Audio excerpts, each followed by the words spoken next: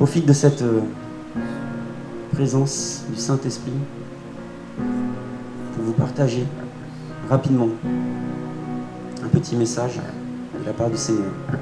Rappelez-vous, la semaine dernière, on avait parlé... Enfin, rappelez-vous la semaine dernière. La semaine dernière, on avait parlé effectivement de la vigne. Jésus est le cep et nous sommes les sarments. Et effectivement, la sève du Saint-Esprit coule en nous. Et on avait vu que la vigne est comme une liane et que certaines branches de la liane peuvent toucher le sol. Ok ? Et en fait, le sol correspond effectivement dans le monde dans lequel on vit. Et on a vu dans cette parole de Jésus-Christ que Dieu était celui qui coupait la branche. On a vu aussi que cette branche n'était pas forcément coupée parce que la traduction pouvait être relevée. Le Seigneur coupe la branche pour émonder la branche, pour laver la branche, pour nettoyer la branche, pour qu'on ait plus de fruits. Mais la branche qui est par terre, celle qui touche le sol, celle qui est encore au contact du péché, il ne la retranche pas forcément, il la relève. D'accord ? Le Seigneur est là pour nous garantir de nous approcher de lui. Le Saint-Esprit est là pour nous faire ressentir la présence de Dieu. Aujourd'hui, la semaine dernière, nous avons vu que le principe était de émonder de manière à porter plus de fruits. Et aujourd'hui, on va voir une autre parabole, la parabole du semeur. On fait quelque chose de très accessible. Ça va dans la continuité du message de la semaine dernière. La parabole du semeur, elle a une particularité, c'est que c'est l'une des paraboles de Jésus-Christ qui est expliquée par Jésus-Christ. Jésus-Christ, dans l'évangile de Matthieu, il enchaîne 7 paraboles. Et cette parabole-là, 2 des premières paraboles sont expliquées. Donc elles sont quelque part accessibles au peuple de Dieu. La parabole du semeur, dans Matthieu, Jésus, c'est le semeur. La semaine dernière, on avait vu que Jésus, c'était le cep, le vrai cep. Ok ? On avait fait le parallèle avec l'olivier sauvage et l'olivier naturel, parce qu'on était greffés dans la terre sainte, la terre céleste, la Jérusalem céleste. Ok ? Et on reçoit la sève qui tombe du ciel, d'accord ? La sève du Saint-Esprit. Aujourd'hui, dans la parabole du semeur, l'idéal et le plus simple, c'est de faire la première lecture, celle qui a été donnée par Jésus-Christ, avant d'être expliquée par Jésus-Christ. Et on va se charger rapidement d'expliquer la parabole. Le semeur, donc on est dans Matthieu 13, ok ? Le semeur sorti pour semer. C'est pas un semeur, c'est bien le semeur. Jésus-Christ est le seul. Il est le chemin, la vérité, la vie. Il est celui qui vous donnera le salut. Il est celui qui vous amènera à la vie éternelle. Il est celui qui est garant de la vérité. Donc le semeur est sorti pour semer et quelques graines tombèrent le long du chemin. Ok ? Et là, il explique que les oiseaux vinrent et les mangèrent. Et en fin de compte, aujourd'hui, on partage la parole de Dieu. Et quand on voit ça, en fait, Jésus explique que c'est le diable. C'est le diable qui vient prendre la parole qui a été semée, qui vient prendre un message de l'évangile qui a été semé dans la tête, dans la conscience, d'accord ?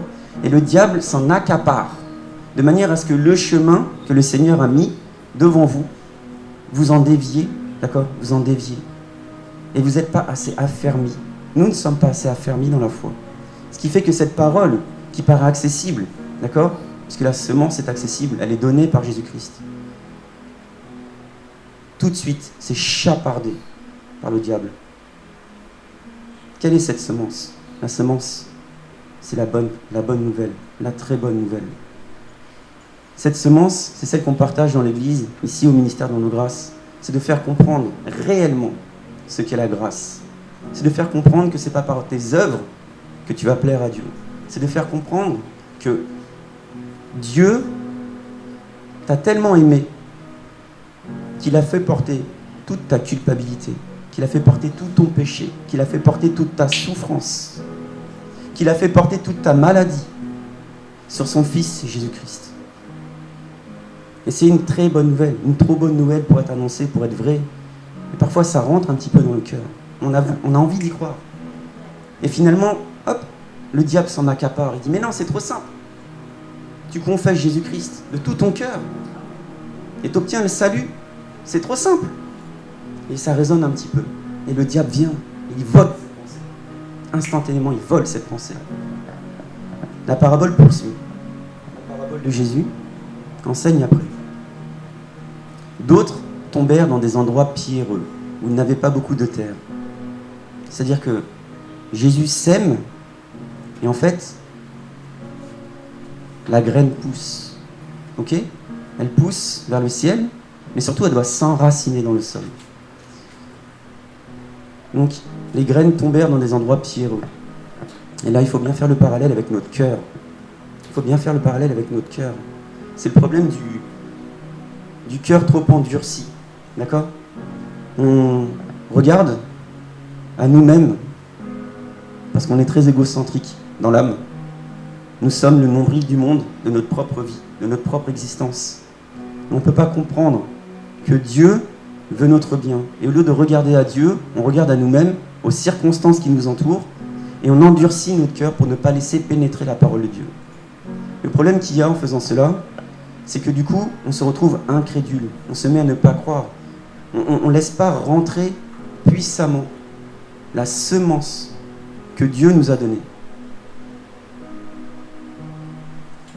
Et le terreau, c'est-à-dire notre cœur, est tellement pierreux qu'il ne peut pas s'enraciner. Et à la moindre épreuve, on rebascule. À la moindre épreuve financière, maladie, problème familier, problème au travail.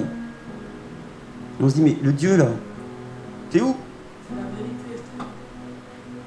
Je t'ai accepté dans mon cœur, mais regarde l'épreuve que je traverse. T'es où ? Et on n'est pas inébranlable, on n'est pas enraciné dans la foi. Notre sœur, Stéphanie vient de parler de la foi. Ok ? Elle vient de partager un message sur la foi parce qu'elle a à cœur. Effectivement, elle a proclamé les choses de l'invisible. Parce qu'on a tendance à voir par nos yeux charnels et ne pas comprendre qu'il y a quelque chose de spirituel qui est bien plus réel que ce que l'on voit à travers nos yeux. Parce que tout a été amené à la réalité. Et elle a proclamé qu'elle avait son permis. Et elle était très fière d'avoir son permis, alors qu'elle n'avait pas obtenu le permis encore, ici-bas sur terre. Mais elle en était convaincue. Elle a proclamé. Et elle a reçu. C'est avoir la foi. C'est laisser Dieu s'ancrer dans notre cœur. C'est laisser la semence croître vers l'extérieur et vers l'intérieur. Et d'autres tombèrent parmi les épines. Les épines montèrent et les étouffèrent. Là, il s'agit vraiment. Et on continue. Cette troisième partie, là où en fait la graine pousse avec des épines, c'est vraiment de faire attention au monde qui nous entoure. Le monde qui nous entoure nous happe. On est happé par le monde. On est happé parce que le diable met devant nous. Vous voyez ? Et la moindre tentation fait qu'on oublie la bonne parole qui a été semée dans notre cœur. La moindre tentation fait qu'à un moment donné, on se dit, mais non, moi je préfère de loin vivre par le monde. Que veut le monde ? Le monde veut qu'on travaille. Le monde veut qu'on dépense. Le monde veut qu'on paye des médecins. Le monde veut qu'on dépense tout notre argent. Le monde veut nous éloigner de Dieu, tout simplement. Le monde ne veut pas qu'on accepte le Seigneur. Le monde a fait tout en sorte qu'on n'entende plus parler de Jésus-Christ. Et à un moment donné, dans notre foi, quand on marche avec le Seigneur, qu'on a commencé à accepter un petit peu la parole de Dieu, on se dit, mais moi, le dimanche matin, ça ne m'intéresse pas. Je ne veux pas forcément entendre. Je ne suis pas assez stable dans ma foi. Et du coup, si on me propose une sortie, si on me propose un voyage, si on me propose du divertissement, je suis plus attiré par ce divertissement. Et en fin de compte, le monde vraiment nous tire vers le bas. Et je reprends vraiment la parabole qu'on a faite la semaine dernière avec le cep. C'est-à-dire que la branche qui est au sol, le Seigneur l'émonde. Et l'émonder, ça veut bien dire la laver. Ça veut dire la nettoyer. Ça veut dire la purifier. Et en fait, on est purifié par l'eau de la parole. La parole, c'est la Bible aussi. La parole, c'est la parole de Dieu. Et en fin de compte, rien n'est fait pour que l'on entende parler de la parole de Dieu. Je l'ai dit souvent, aucun d'entre nous, très peu d'entre nous, peu de personnes finalement parmi nous, ne lisent la parole de Dieu, ne sont sensibles à la parole de Dieu.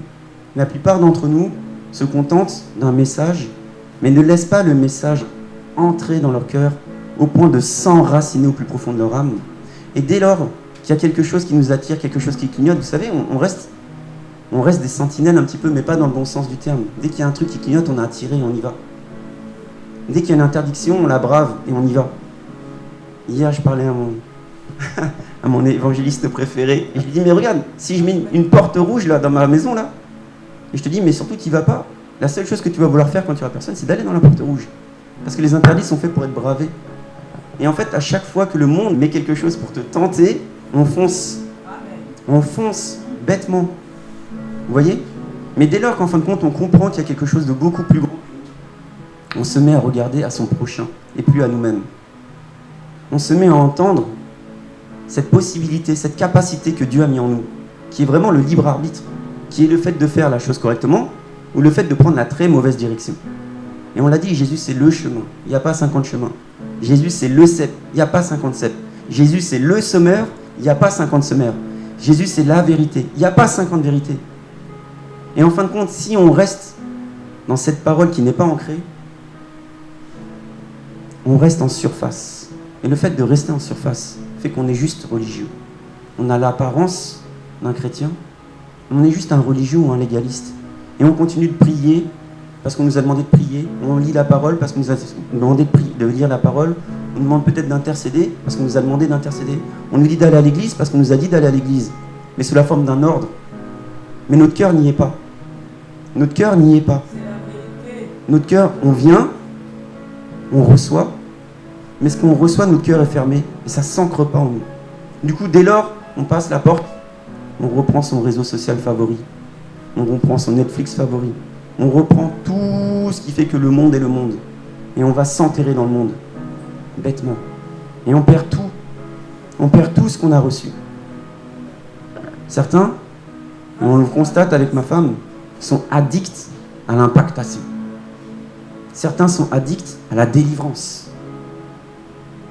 Parce qu'ils n'ont pas pleinement compris dans leur conscience ce qu'était la grâce. Du coup, certains viennent à l'église, une église de puissance, une église de réveil, appelons-la comme on veut, cherchent l'impactation, cherchent la délivrance, cherchent à recevoir. Ils cherchent quelque chose. Mais ne cherchez pas en fait, c'est déjà en vous. C'est déjà en vous. Pour peu que vous laissiez ancrer la parole en vous. Pour peu que vous laissiez rentrer le Saint-Esprit. Pour peu que vous ne fermiez pas la porte. Ouvrez grand le cœur au Saint-Esprit. Dites-lui, mais Seigneur, je t'accepte. C'est une faveur imméritée. J'accepte ce cadeau que tu m'as donné. Je veux recevoir. Souvent on dit je reçois. On dit je reçois par habitude. On ne dit pas je reçois de tout mon cœur. D'ailleurs, quand on confesse Jésus-Christ, on doit le confesser de tout son cœur. Et quand on confesse de tout son cœur est entièrement ouvert à Jésus-Christ. Et parfois on est juste très religieux. On dit ouais, moi j'accepte. Parce que ça fait partie des mœurs du pays. Parce que ça fait partie des mœurs de ma famille. Parce que ça fait partie des mœurs de mon quartier. Parce que ça fait partie des mœurs de qui je suis. Je crois être. Mais le Seigneur, derrière cette parabole, nous demande de porter du fruit. Le Seigneur, dans sa parole, dans la parabole du semeur, nous demande de porter du fruit. Vous savez ça? Et quand le semeur, qui est Jésus-Christ, sème, alors on porte du fruit. L'un donne 30, l'autre donne 60, l'autre donne 100. Mais nous sommes des chrétiens égoïstes. Et on veut recevoir pour nous. On veut recevoir pour nous. On veut partir au-delà de tous les petits soucis, tous les petits tracas du quotidien. On veut recevoir très égoïstement. Mais le semeur, il n'est pas là pour que tu reçoives. Le semeur, il est là pour que tu donnes et que tu portes du fruit. Imaginez une seule seconde. 1 donne 100. Boris, tu viens, et en fait, tu viens avec 100. Imagine un instant. Vous savez, il y a dans les mathématiques, dans l'arithmétique, il y a une histoire qui avait été racontée par mon prof de maths, qui était de dire, ok, tu vas faire quelque chose pour moi, quelque chose de divertissant. Et la personne a créé un échiquier. Vous voyez, un échiquier, c'est un certain nombre de cases de différentes couleurs. Et le roi qui était là, il a dit, mais comment je peux te récompenser? Alors le mec, il dit, mais simplement, tu mets dans la première case un grain. Et tu mets dans la deuxième case le double du première case. Pardon. Tu mets dans la deuxième case, excusez-moi, le double de la première case. Donc ça fait 2 grains dans la deuxième case. Et ainsi de suite. Dans la troisième case, tu fais le double de la deuxième case. 2 fois 2, ça fait 4. Et après, tu continues comme ça, jusqu'à ce qu'il y ait 64 cases. 2 puissance 64. C'est énormissime. Il n'y a pas assez de grains de blé sur terre pour pouvoir remplir l'échiquier. Il n'y a pas assez de grains de blé sur terre pour pouvoir en une année remplir cet échiquier. Même aujourd'hui. Ça représente des 10 puissants, je ne sais pas combien, c'est au-delà du milliard, au-delà du trilliard. Donc le roi, il a fait, bah oui, facile, tiens, je te récompense. Et toute la cour, ils ont fait, vas-y, c'est easy, tiens, il n'y a aucun souci, je te donne ton grain de riz, ton grain de blé, pardon. 1 fois 2. Mais là, une seule graine donne 100. Imaginez un instant, une graine donne 100. Et chacune de ces 100 graines donne chacune 100. Imaginez un instant. On ne voit pas ça. On verra ça lors du réveil. Véritablement. Nous le verrons de nos yeux. Mais quoi qu'il en soit, le semeur est venu pour semer afin que vous portiez du fruit. Le semeur est venu pour semer afin que vous portiez du fruit. Tous, chaque enfant de Dieu est là pour porter du fruit. Et si chaque enfant de Dieu est là pour dire « mais moi je ne vais pas bien, j'ai des problèmes, je suis attaqué, tu restes un chrétien égocentrique. » C'est triste à dire. Mais bien sûr que le Seigneur veut que tu ailles bien. Mais si tu comprends pleinement ce qu'est la grâce, si tu comprends pleinement ce que Jésus a accompli sur la croix, si tu comprends pleinement que Jésus-Christ sur la croix, il a pris toute ta souffrance, tout ce qui t'empêche de pardonner ta famille, tes proches, tout ce qui t'empêche de marcher en nouveauté de vie. Parce qu'en fait, cette ancienne nature, elle est morte à la croix. Réellement morte à la croix. Dès lors que tu comprends qu'en fin de compte, tu plais à Dieu et que Dieu t'aime et qu'il t'a scellé du Saint-Esprit, ce Saint-Esprit qui donne la vie éternelle. Le salut, c'est acquis dès lors que tu confesses Jésus. Maintenant, Jésus. Pourquoi je regarde encore à ma personne? Non, le Seigneur Jésus veut que tu regardes aux autres. Il veut que tu regardes au prochain. Il veut que tu ramènes dans le royaume des cieux. Il veut que tu libères, comme tu as été libéré, de toute ta force.